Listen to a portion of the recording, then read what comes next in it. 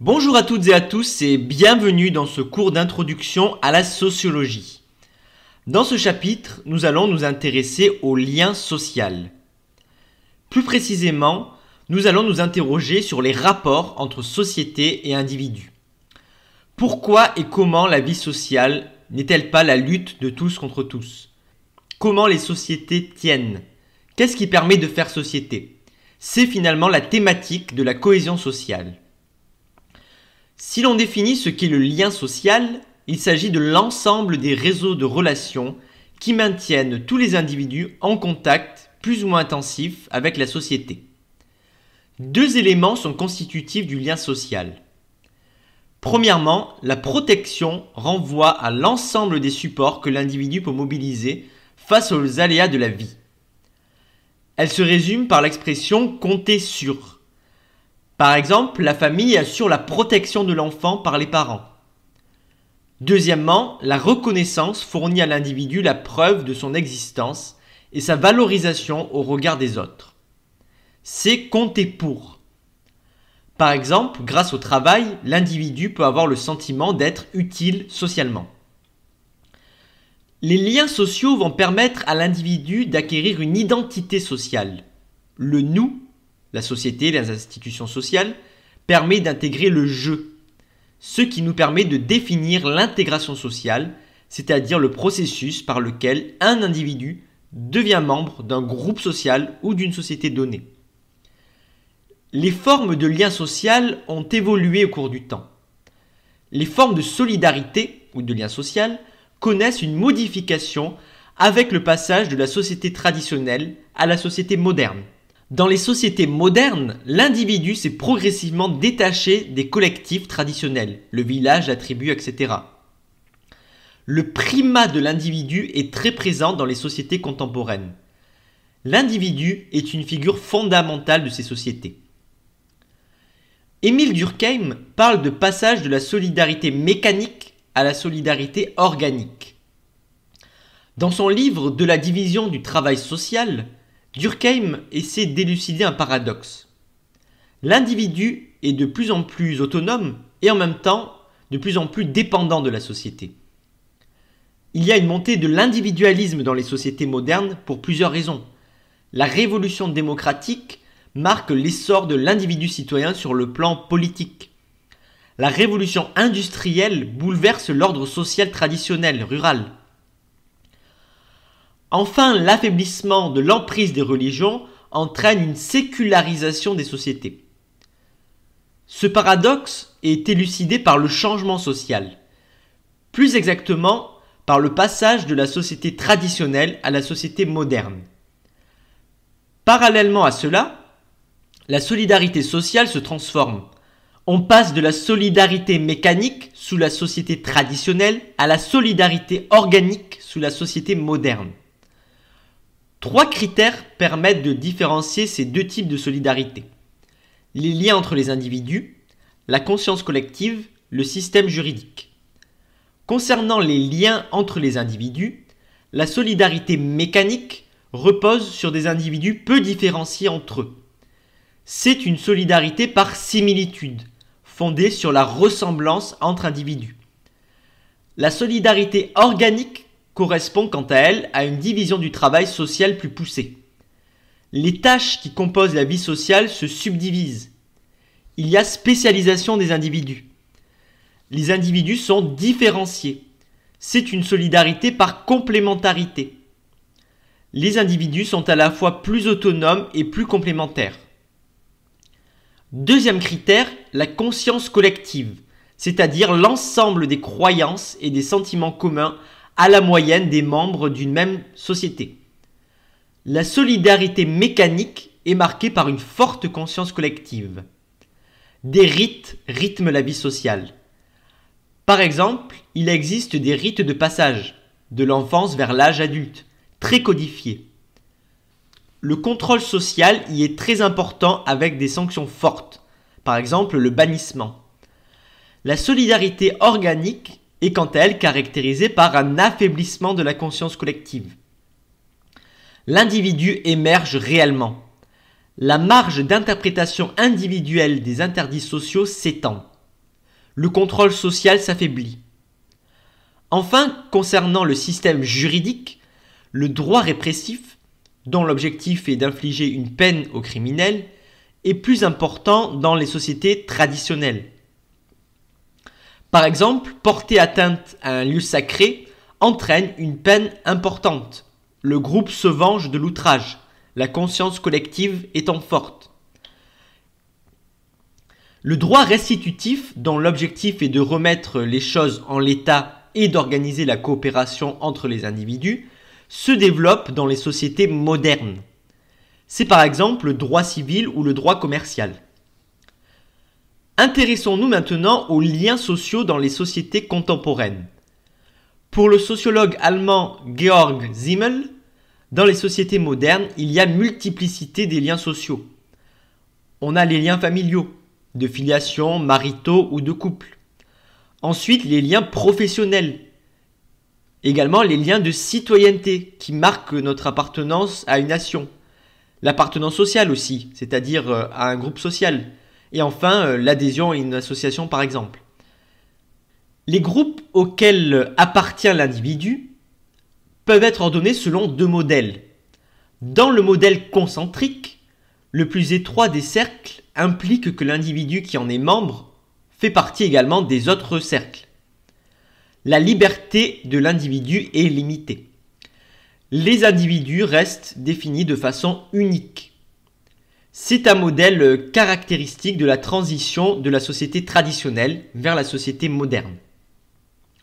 Dans le modèle juxtaposé, la liberté individuelle est plus grande. Son identité peut devenir plurielle. C'est sur lui que reposent les connexions entre les différents groupes auxquels il participe. Les liens sociaux sont plus personnels et électifs. Pour être plus précis, 4 types de liens sociaux existent dans les sociétés contemporaines. Premièrement, le lien de filiation concerne la famille. Il contribue à l'équilibre de l'individu dès sa naissance. La famille assure la protection de l'individu par l'intermédiaire de soins physiques par exemple, et la reconnaissance de l'individu via la sécurité affective. Le rôle de la famille a évolué. Pendant longtemps, les individus sont restés attachés à la famille pour une raison de survie. C'était un lien contraint. Avec le développement de l'état social, un changement est intervenu. La famille est désormais le lieu de recherche du bonheur privé. Il existe néanmoins encore une solidarité intergénérationnelle assurée par la famille, parfois financière ou faite d'échanges de services. Deuxième type de lien social, le lien de participation élective. L'individu entre en contact avec d'autres individus dans le cadre de différents groupes extrafamiliaux, voisinage, groupes d'amis, institutions religieuses, sportives, culturelles, etc. L'attachement de l'individu est ici non contraint. L'individu dispose d'une plus grande liberté. Par exemple, pour le choix du conjoint, la liberté existe, mais est relative. Le poids des déterminismes sociaux fait qu'on constate une tendance à l'homogamie sociale, c'est-à-dire la probabilité de choisir son conjoint de même origine sociale. Troisièmement, le lien de participation organique correspond à l'intégration professionnelle. Il permet de développer un sentiment de reconnaissance, le sentiment d'être utile à la société. Il permet aussi de développer la protection, puisque l'emploi ouvre à des droits sociaux. Enfin, le lien de citoyenneté repose sur le principe de l'appartenance à une nation. Dans les sociétés démocratiques, les citoyens sont égaux en droit. Mais les inégalités réelles, économiques et sociales, ne disparaissent pas pour autant. Ce lien de citoyenneté permet de développer une identité et des valeurs communes. C'est un lien fondé sur la souveraineté du citoyen. On a vu grâce à Durkheim qu'on passe de la solidarité mécanique à la solidarité organique. La solidarité ne disparaît pas dans les sociétés modernes, mais se transforme. Pour Durkheim, le passage de la société traditionnelle à la société moderne signifie le passage de la solidarité mécanique à la solidarité organique.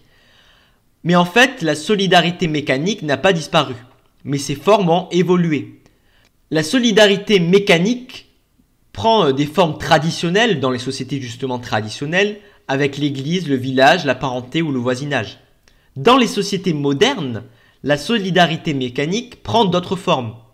Le rôle de la famille est encore important, comme on l'a vu. On a aussi la proximité de lieux avec la montée du régionalisme. La proximité de croyances existe encore avec la persistance des religions et des groupes religieux. Enfin, il y a proximité de valeurs avec les associations, l'engagement politique par exemple, les causes à défendre. Prenons l'exemple de l'adhésion à une association. Environ 40% des adhésions à une association sont motivées par la volonté de défendre une cause, donc par des valeurs partagées, ce qui signifie une conscience collective assez forte. Le motif le plus cité par les adhérents des associations quant à leur motivation est de rencontrer des personnes qui ont les mêmes préoccupations ou les mêmes goûts, ce que 2/3 des adhérents disent. Donc c'est la proximité, la similitude entre les individus qui compte.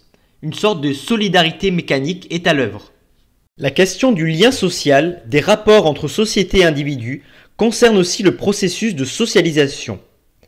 L'intégration sociale des individus est rendue possible par le processus de socialisation. Qu'est-ce que la socialisation ? La vie en société nécessite des règles et des comportements sociaux appropriés. Ces comportements ne sont pas naturels, mais nécessitent un apprentissage. L'homme n'est pas seulement un être biologique, mais aussi, et peut-être avant tout, un être social. Il est le produit de la société. Et comme la plupart de nos comportements n'ont pas une origine naturelle, mais sociale, comme ils sont le produit de la société dans laquelle nous vivons, ils varient donc d'une société à une autre. Par exemple, se dire bonjour est un comportement d'origine sociale. Cela est variable selon les pays. Dire juste salut ou se serrer la main en Allemagne, faire la bise en France par exemple.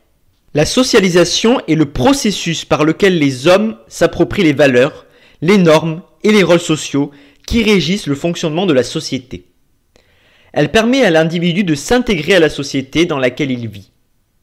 Qu'est-ce qu'une valeur ? C'est un idéal collectif qui oriente l'action des hommes en société. Par exemple, liberté, égalité, fraternité sont des valeurs. Les valeurs se caractérisent par leur polarité, le bien et le mal. Elles se caractérisent aussi par la difficulté qu'il y a à les hiérarchiser. Faut-il préférer l'égalité ou la liberté ? Les normes sont des modèles de conduite. Dire bonjour, s'arrêter à un feu rouge sont des normes sociales. On peut distinguer les normes formelles et les normes informelles. Les normes formelles sont des normes juridiques. Par exemple, l'interdiction de fumer dans les lieux publics est une norme formelle. Les règles de politesse font partie des normes informelles. Le respect des normes autorise une variance plus ou moins grande.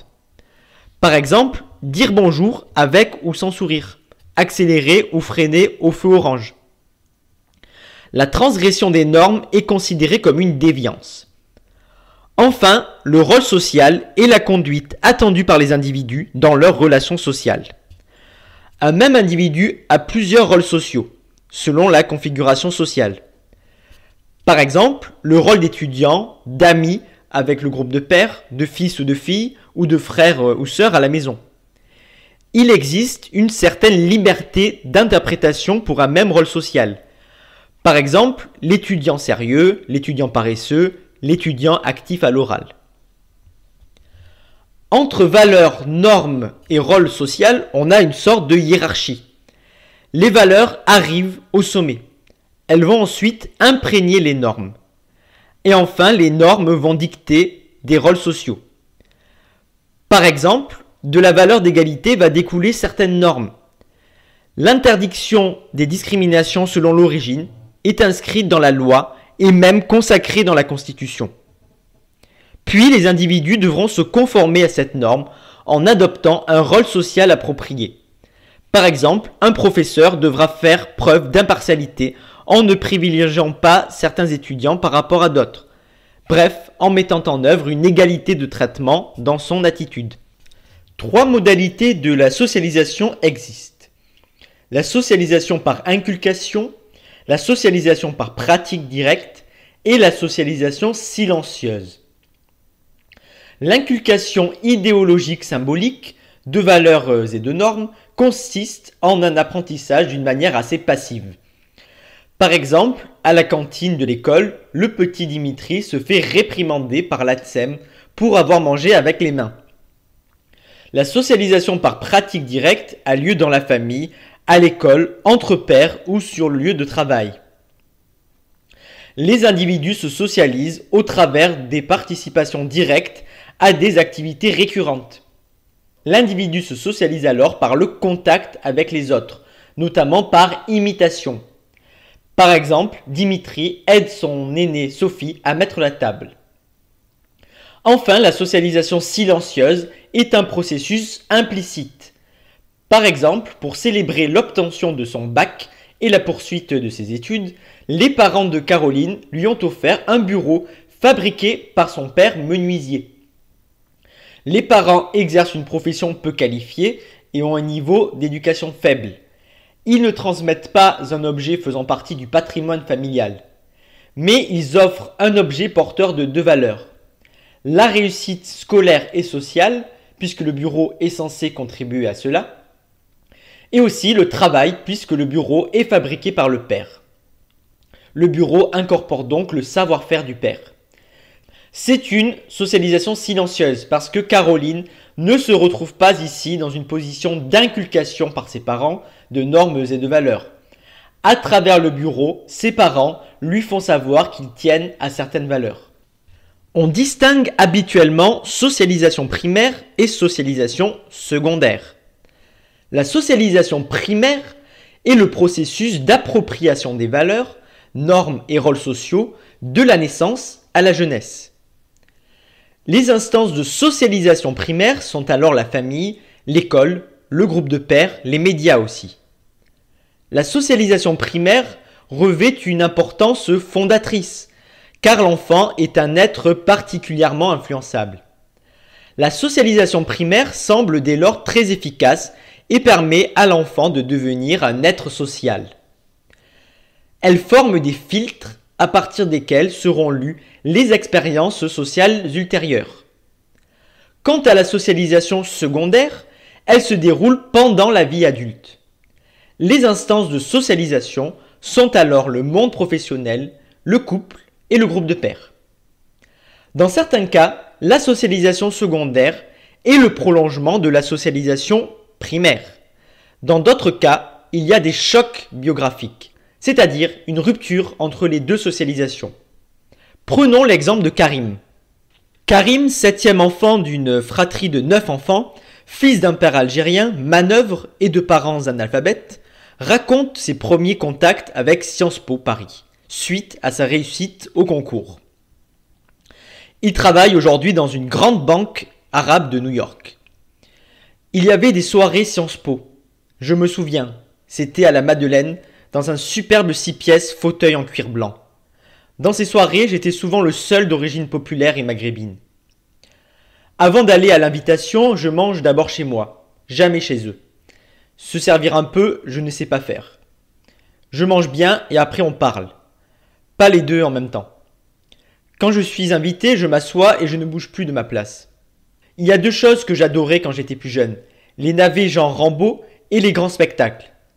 Et cette fille qui me fascinait, elle a commencé à me traîner dans les salles d'art et d'essai, genre un télo que je détestais. Elle m'a mené voir des Bergman, qui est un cinéaste suédois avec des films faits de thèmes métaphysiques et d'introspection psychologique. Mes frères pissaient de rire. C'est du cinéma de très grande qualité, mais je ne peux pas y aller avec des copains et tout seul, je n'irai pas. Oui, je peux dire que j'ai un groupe d'origine. J'y suis fondamentalement attaché, parce que... assez attaché pour essayer de le faire évoluer, parce que je ne partage plus certaines de ses valeurs. Je ne sais pas si j'appartiens à un nouveau groupe. Je sais que je n'appartiens plus totalement à mon groupe d'origine. Il y a ici clairement un conflit entre socialisation primaire et socialisation secondaire.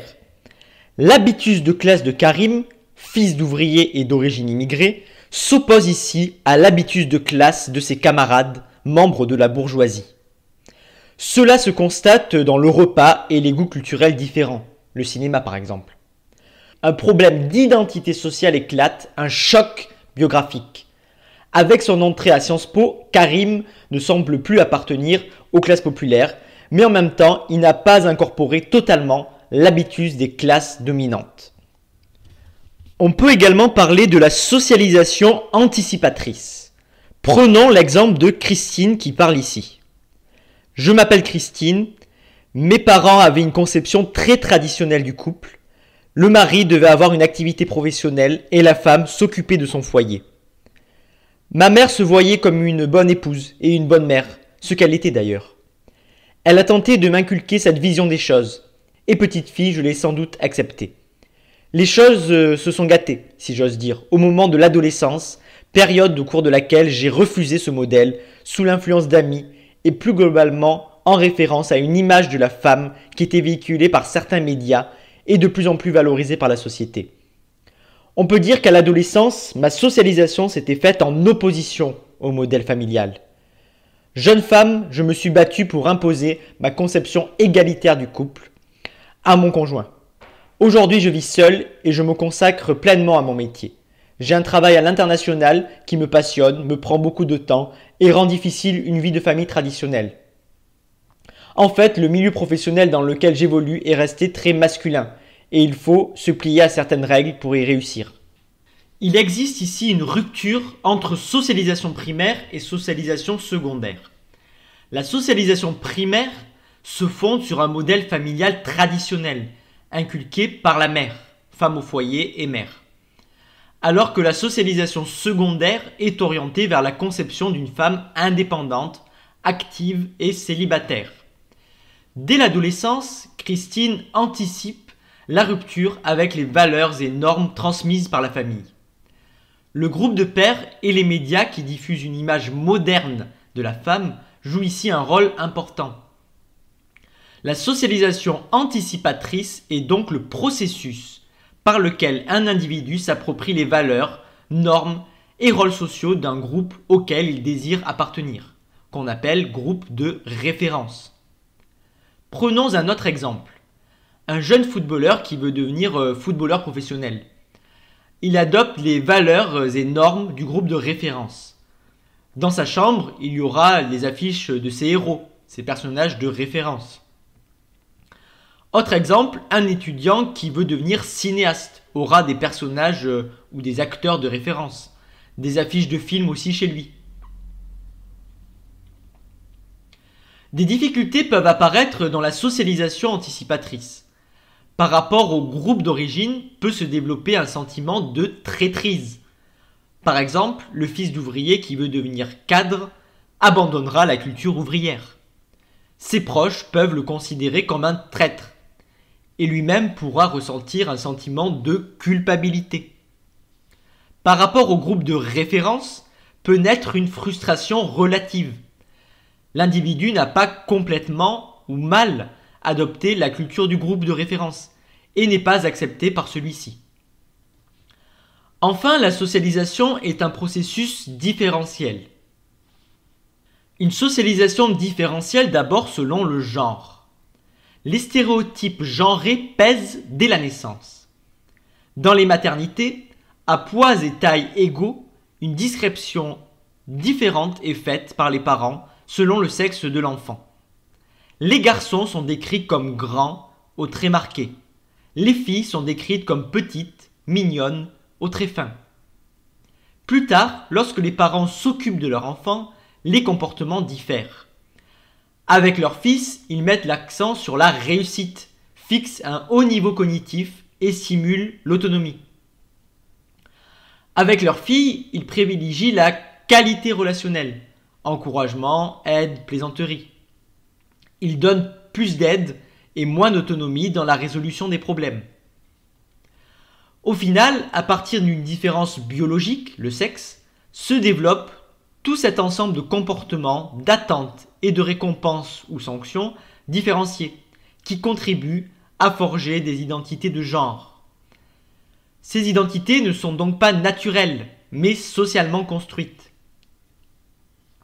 Et pourtant, elles finissent à coller à la peau des garçons et des filles comme une seconde nature.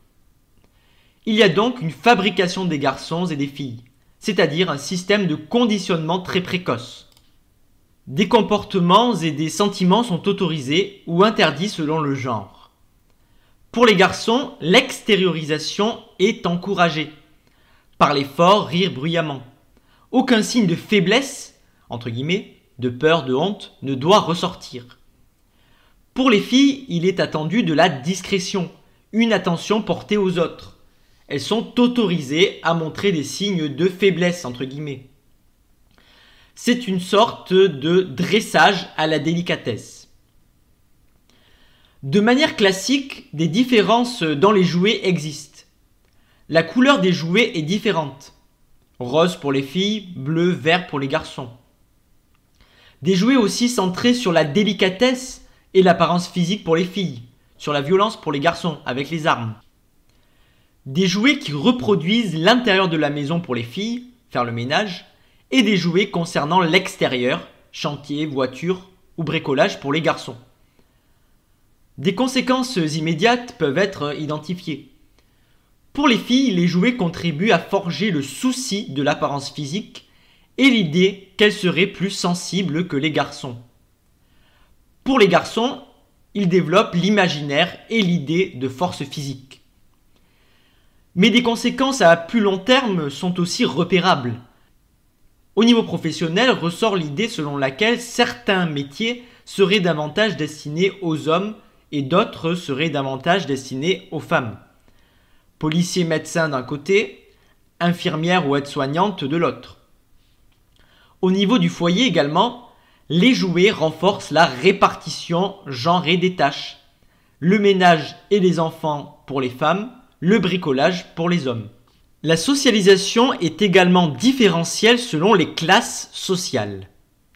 Des valeurs sont propres aux classes populaires.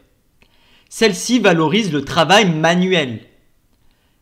Elles ont aussi le goût du nécessaire, selon une expression de Pierre Bourdieu. C'est-à-dire la valorisation du concret et de l'utile. Les enfants des classes populaires qui font des études peuvent se retrouver dans un entre-deux inconfortable, coincés entre une origine sociale ouvrière, qui valorise le travail manuel, et une poursuite d'études qui leur ouvre la possibilité de changer de conditions sociales. Cela peut parfois être vécu, nous l'avons déjà dit, comme une trahison pour sa famille. Un conflit entre les valeurs inculquées par la famille populaire et l'univers scolaire peut intervenir. La famille populaire valorise le travail manuel, alors que l'école met au devant les livres et l'abstraction. La socialisation des enfants appartenant à la grande bourgeoisie est radicalement différente de celle des enfants issus des classes populaires.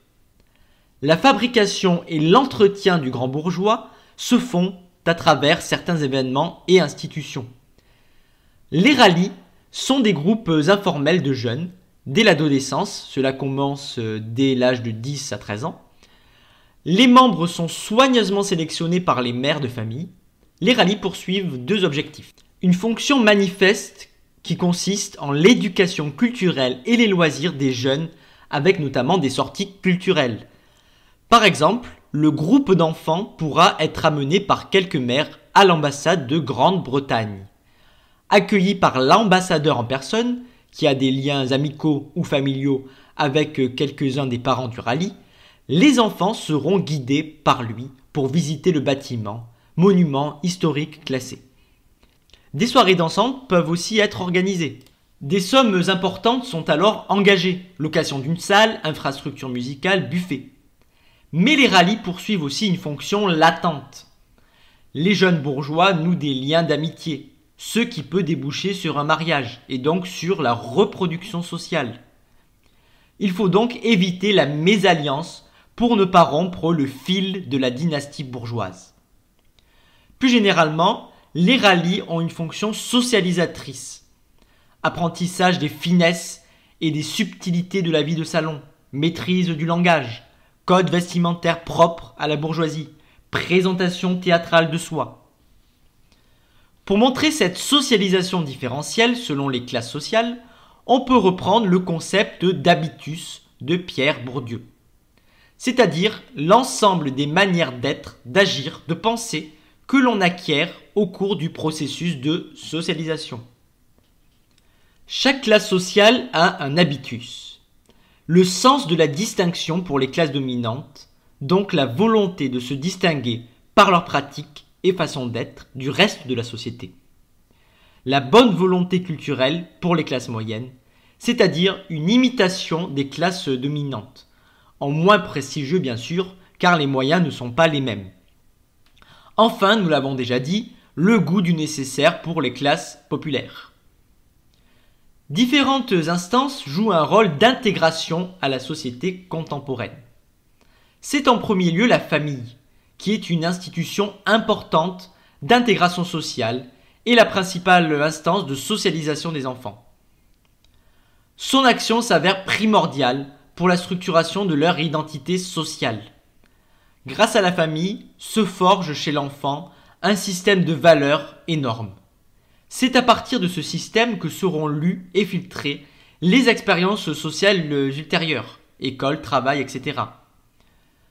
L'opinion commune voudrait que la famille soit en crise. En fait, aujourd'hui, le modèle de la famille nucléaire, composée d'un couple et un ou des enfants, n'est plus le seul. Plusieurs configurations familiales coexistent. Famille recomposée, famille monoparentale, etc. On a aussi une augmentation du nombre de divorces dans le temps. Mais pour autant, les liens familiaux maintiennent leur intensité. On a une persistance des solidarités familiales, des solidarités concrètes. On parle même d'économie cachée de la parenté, composée de dons et de contre-dons entre générations. Des services réciproques d'ordre informel sont échangés entre générations. Des gardes d'enfants en bas âge assurées par les grands-parents, des aides ménagères, la confection de repas, le bricolage des aînés vers les plus jeunes. Cela fonctionne aussi dans l'autre sens. Les petits-enfants qui aident la grand-mère à faire et à porter ses courses. Ces échanges de services concernent avant tout les femmes, les mères et les filles particulièrement. La famille aussi fonctionne dans une logique de réseau, de capital social, dirait Bourdieu. Aide pour trouver un travail ou un logement par exemple. Des transferts financiers existent enfin généralement des ascendants vers les descendants. Toutes ces relations d'entraide et de solidarité entre générations reposent sur le volontariat.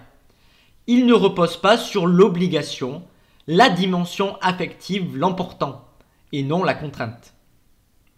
Ce qui nous conduit à affirmer que la famille moderne est relationnelle. Elle repose sur des liens personnels, en partie électifs, entre les membres. Et également que la famille moderne est individualiste. Elle respecte l'individualité de chacun, mais n'est pas pour autant égoïste. Il faut dire aussi que la solidarité familiale intergénérationnelle varie d'une classe à l'autre.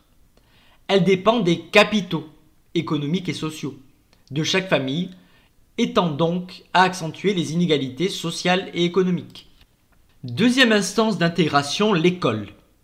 L'école dans les sociétés contemporaines n'a pas seulement la mission d'instruire, de transmettre les savoirs, mais aussi et surtout la mission d'éduquer, c'est-à-dire d'inculquer des valeurs et normes communes à la société, donc autrement dit de socialiser. Mais le rôle intégrateur de l'école est remis en cause. Sa légitimité est remise en cause. L'école est aujourd'hui peu juste. Les inégalités sociales, et donc scolaires, y sont très présentes. L'école est aussi peu efficace. De nombreux jeunes sont en échec scolaire et l'élite qui sort de l'école est numériquement insuffisante. Au lycée, des publics scolaires hétérogènes cohabitent selon François Dubé. Les vrais lycéens, qui correspondent aux héritiers de Pierre Bourdieu et de Jean-Claude Passeron, possèdent tous les atouts en termes de capital culturel, notamment pour réussir. Ensuite, les bons lycéens ne se reconnaissent pas véritablement dans les valeurs scolaires, mais ils jouent le jeu, d'autant qu'ils ont toute chance d'en tirer des avantages en raison de leurs résultats. Troisième public, Les nouveaux lycéens sont originaires des fractions inférieures des classes moyennes, techniciens, employés, et des milieux populaires. Ils voient dans leur survie scolaire une sorte de promotion, mais ne se reconnaissent pas véritablement dans le monde de l'école et n'en maîtrisent pas précisément les règles du jeu. Enfin, les futurs ouvriers sont scolarisés, notamment dans les lycées professionnels. Ils savent qu'ils évoluent dans un univers à part et que leur avenir passe par d'autres voies, comme par exemple l'acquisition du métier. C'est finalement tout le paradoxe du lycée de masse avec la coexistence d'origines sociales diverses qui éclate. Des origines diverses, des profils divers et des projets sociaux extrêmement différents. Mais tous ces publics sont évalués à partir d'une seule et unique norme, l'excellence scolaire classique. Ce qui pose donc le problème de la transmission d'une culture commune, de normes et de valeurs communes. Enfin, dernière instance d'intégration sociale, le travail. Le travail peut être un facteur d'épanouissement et donc d'intégration sociale, mais aussi de frustration, voire d'aliénation. Depuis les années 1980, l'emploi et le travail ont connu des mutations profondes. Côté emploi, s'est développé le chômage de masse et la précarité. Côté travail, on a aujourd'hui une plus grande flexibilité dans l'entreprise en termes de temps de travail ou de changement de poste de travail par exemple. Le travail s'est également largement intensifié. On peut distinguer deux critères par rapport au travail et à l'emploi. La satisfaction dans le travail concerne la reconnaissance matérielle et symbolique du travail. La satisfaction de l'emploi correspond à l'emploi stable grâce auquel l'individu peut planifier son avenir. À partir de ces deux critères, 4 situations peuvent être repérées. L'intégration assurée est le type idéal. Elle cumule satisfaction dans le travail et satisfaction dans l'emploi. La satisfaction dans le travail, dans l'entreprise par exemple, avec de bonnes relations avec les collègues et les supérieurs. La satisfaction dans l'emploi passe par la stabilité via le CDI. 3 déviations existent. L'intégration incertaine signifie que le salarié a de bonnes conditions de travail, mais en CDD par exemple. L'intégration laborieuse est le cas d'un ouvrier en CDI, mais avec des conditions de travail pénibles. Enfin, l'intégration disqualifiante correspond par exemple à un salarié en CDD et travaillant dans des conditions difficiles. Enfin, pour finir ce chapitre, nous allons nous intéresser au processus de remise en cause de l'intégration sociale. Premier processus, le processus de désaffiliation, analysé par Robert Castel.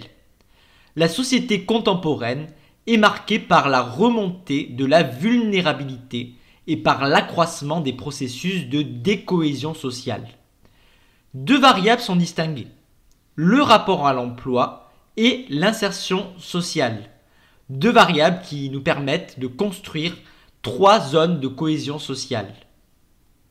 La zone d'intégration est marquée par un emploi stable, CDI, fonctionnaire, et des supports relationnels solides, mariage par exemple.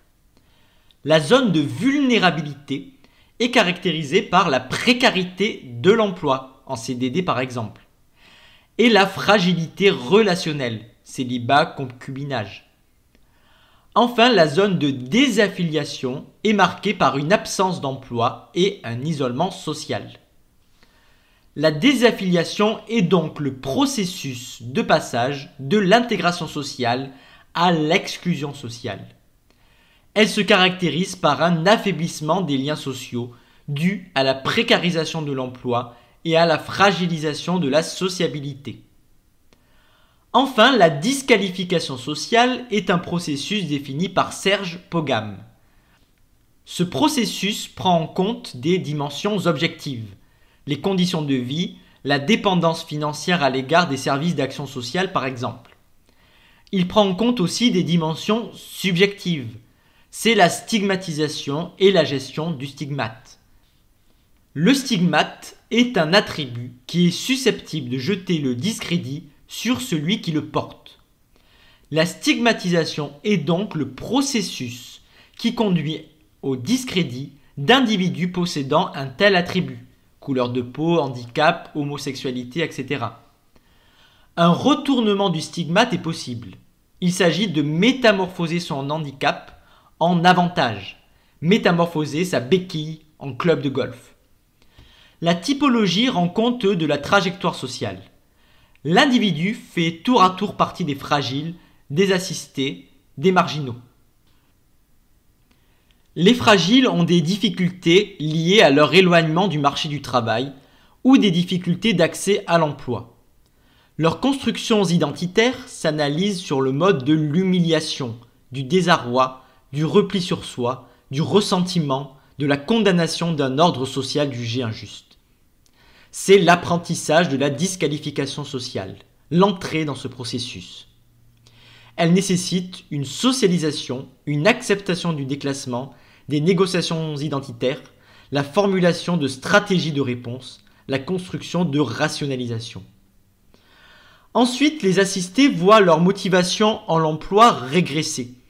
Leur dépendance envers les systèmes assistentiels s'accroît. Il leur faut négocier un statut d'assisté en construisant des auto-justifications qui préservent de la crise identitaire.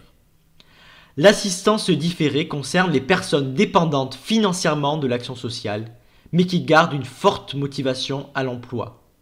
Les dénis de réalité sont fréquents. Puis l'assistance installée implique une motivation à l'emploi faible et une relation aux travailleurs sociaux pragmatiques. Enfin, l'assistance revendiquée engendre tension entre assistés et professionnels du social. L'assisté revendique ce qu'il considère être son dû. Le professionnel s'efforce d'éviter une installation dans une culture de la pauvreté. Enfin, dernière étape, la désocialisation des marginaux. Ils sont à la limite de l'exclusion sociale, sans statut, avec un rapport aléatoire à l'avenir et dans une extrême précarité économique et sociale. Les marginaux développent des stratégies de résistance au stigmate. La marginalité conjurée est caractérisée par le détournement d'une situation objectivement humiliante. Des essais d'intégration sociale et professionnelle sont entrepris, mais le cumul des handicaps rend vain, au moins à court terme, ces essais. Enfin, la marginalité organisée repose sur la stratégie de retournement du stigmate. Il s'agit de reconstruire un cadre culturel tolérable, soit par adaptation individuelle à une condition misérable, soit par une résistance symbolique à la stigmatisation. Et voilà, c'est fini pour ce chapitre sur le lien social.